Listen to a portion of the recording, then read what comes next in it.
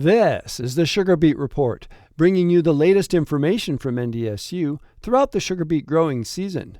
The weather is being helpful for many sugar beet producers. For American Crystal, more than half of the sugar beet planting is complete, according to Joe Hastings, agronomist for the American Crystal Sugar Company.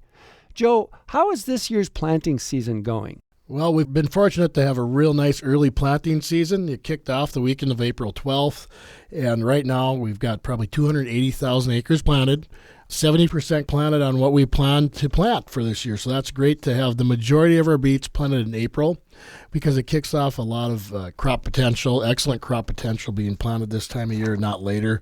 Kind of to break that down a bit, we've got about 80% of the acres are planted in the Moorhead, Hillsborough, and Crookston districts, and that's 68% in East Grand Forks and just over 50% up in Drayton.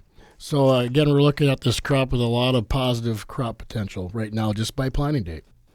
What kind of impact does the recent rain have on the start of the season? Yep, this rain was perfect. We were a little bit dry, so we get these beets planted, and having some rainfall on them to help get those germinated is incredibly helpful. But also, it was great because it also replenished the topsoil moisture, and also for any remaining acres to be planted, we're going to have some moisture to go into. But also, we have weed control we're looking at, and with the amount of pre-emerge herbicides that we have on right after planting, it helped activate those herbicides to control waterhemp, kochia, etc. that we have to have on before. Because they're Roundup Ready resistant plants, this is really our only chance to get a lot of them. Joe, what are the production concerns at this point in the season? Well, right now we still want to get that out of 38% of the crop planted. Again, this moisture is going to help with that again, but it looks like some nice warm temperatures coming, so I'm not too worried that we're not going to get these planted in a nice timely fashion. But other things we're looking at, like weed control, like I said, we're going to continue with the pre-emerge or pre-plant incorporated on what fields need to be planted, or even recently planted fields. If they're not up yet, if the sugar beets aren't emerged, heck, go out there, get that pre-emerge on there, right? Because that's really our only chance for kochia. But also we want to look at later on now in the growing season, be prepared to do a lay-by application just to follow that soil-applied treatment to control waterhemp, right? We want a layered approach out there as we go to the season, and typically we start that at the two-leaf stage for sugar beets.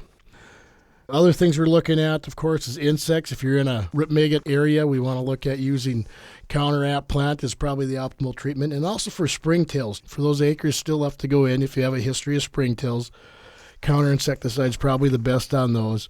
And then towards the end of May, beginning of June, we're going to be looking for those post-applications to occur as needed when we start seeing rip maggot flies start getting up there, the populations start being out there in the beets.